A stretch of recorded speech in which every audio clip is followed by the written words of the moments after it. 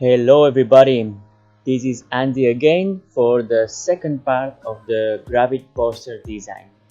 In this tutorial I will show you how to imagine your interaction setup in a 2D.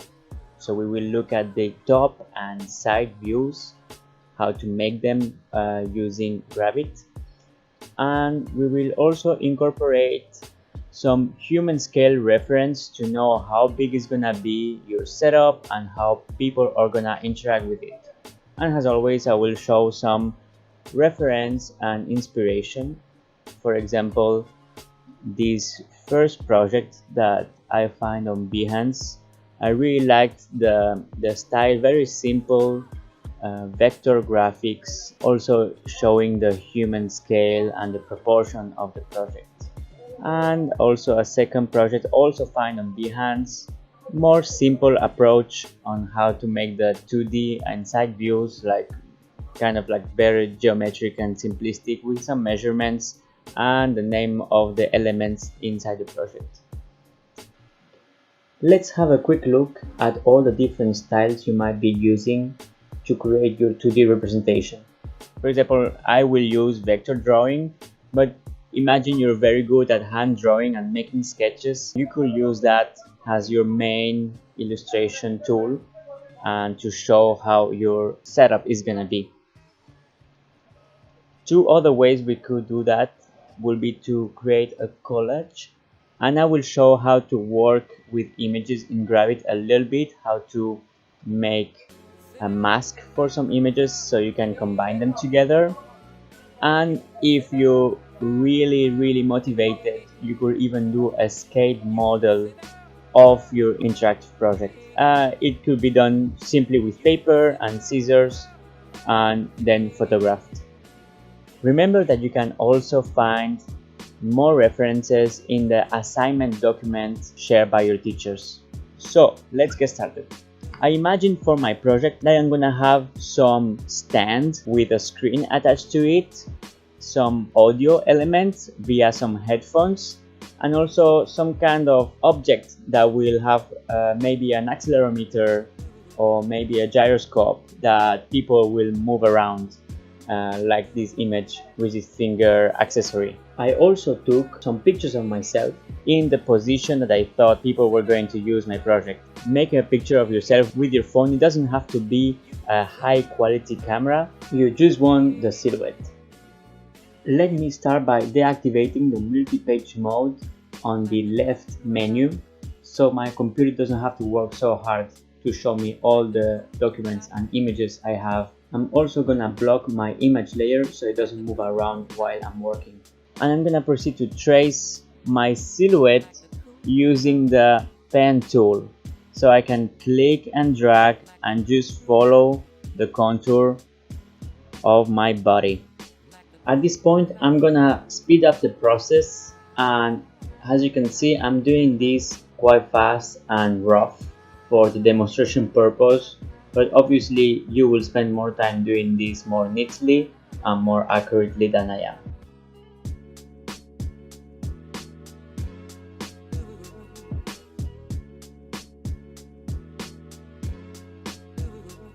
I can choose the sub-select arrow to refine some of the points, as you can see now.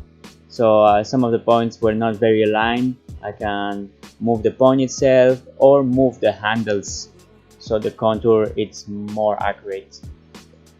Next, I will take again the pen tool and trace my arms, which will be on top. So this will be a different element compared to the body.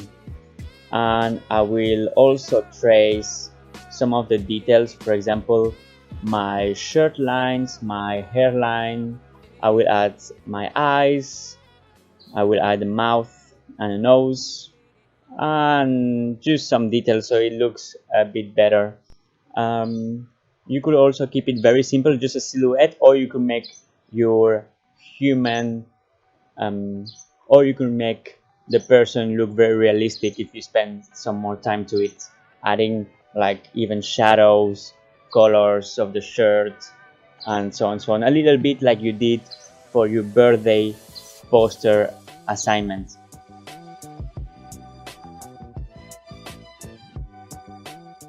Once I have my silhouette, I can do some final retouches and add some colors to it, add some fill and stroke lines to my shapes, and make sure they are placed in the correct order. So for example, my arm will be on top of my body. I will choose this like dark gray and make all the outlines white. So now I'm gonna select each of them individually and change the color to white.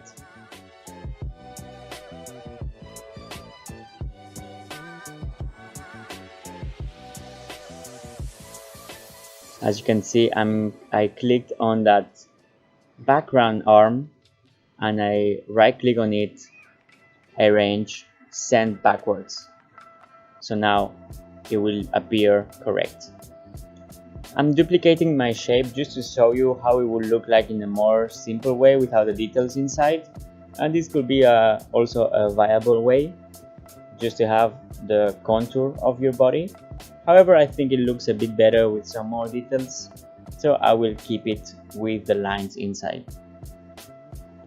Next, I'm gonna continue and prepare what will be the stand for my screen. So remember, my project has a screen and I wanted to have like a good height, a bit higher than a table. It's like a pedestal. And so I'm just drawing some very simple rectangles, and this illustrates the pedestal and the screen, and also I'm adding screen stands and just some little details that will make this more understandable. I just noticed at this moment that I'm doing a side view representation of my project. However, in the picture, I see still a little bit of perspective, like the feet didn't really match very well with the pedestal in 2D. So I start to select with a subselect arrow and start to edit my shape and erase some of the points, and basically making it look like it's just a 2D orthographic view where there is no perspective. So keep in mind when you're using this technique to know if you're gonna need a silhouette with perspective or just a 2D orthographic view. In this case, I had to correct my shapes to make it look 2D and that it matched my pedestal illustration.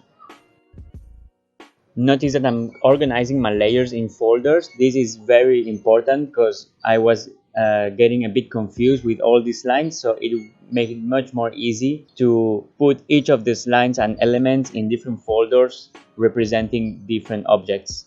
So I have the body, the pedestal, and I'm doing one is called objects.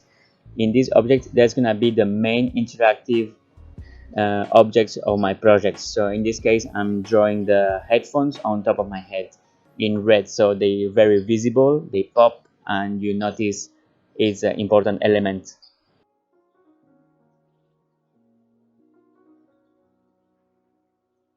Now I'm gonna select a different tool. I'm gonna use the freehand tool and just like draw the cable using my mouse. It looks a bit more fluid, a bit more organic. And I will also add a little circle on the side of my iPad or tablet or screen, so to illustrate that there's a connection there.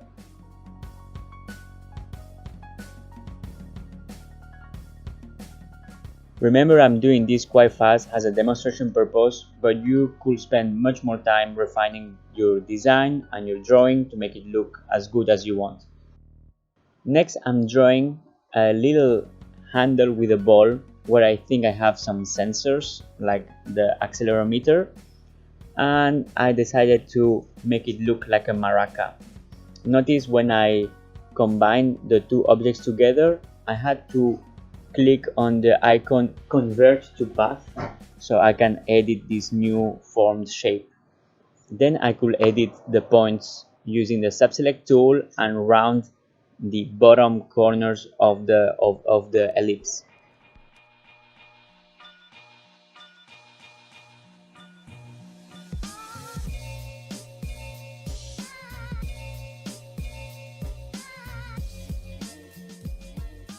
Now I'm making a new layer for my maraca object, and I'm renaming the previous one to headphones so they are well organized.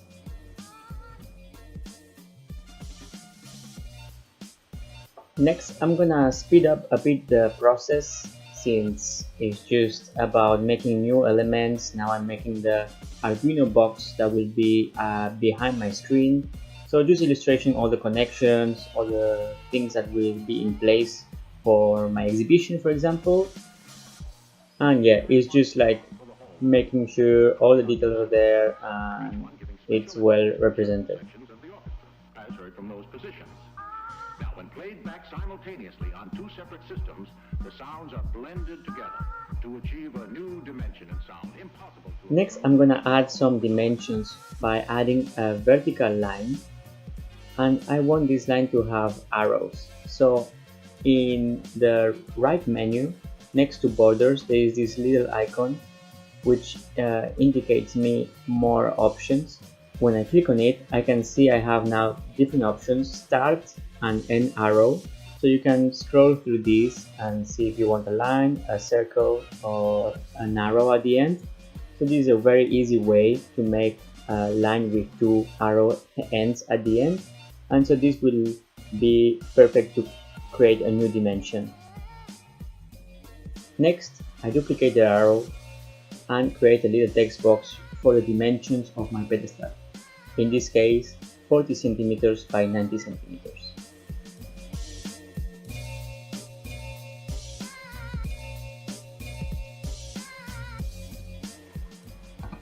Let's say you want to make a collage. Now we can use our previous image. In this case, if we want to work with the images, it's better that you had a good quality photo. We are going to contour our body like we did the previous time, but this time we will take a bit more time and make it more accurately, because we will use this final image in the presentation. Let me speed up the process.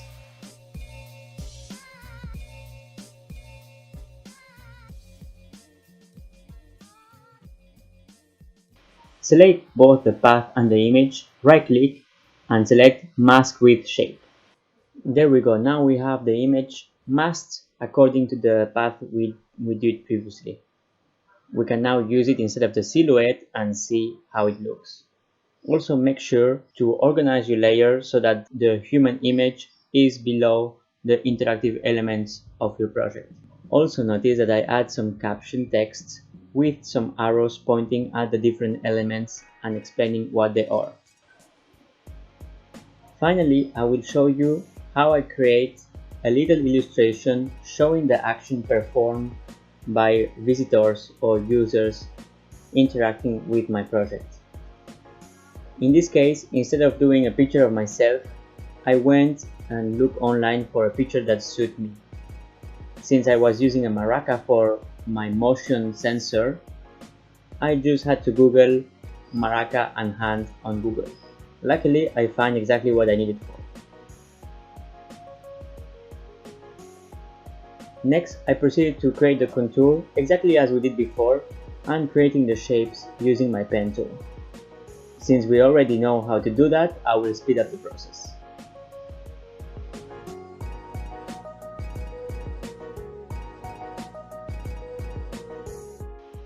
I'm also creating some arrows that will indicate what sort of actions can be done with this device.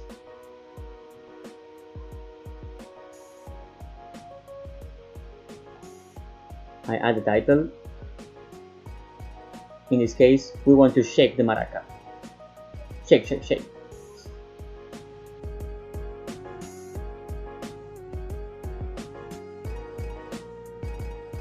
Finally, I'm creating some rounded rectangles that represent my screen. In this case, I imagine that my processing will be kind of a colorful game with gradients that will change according to the movements of the maraca.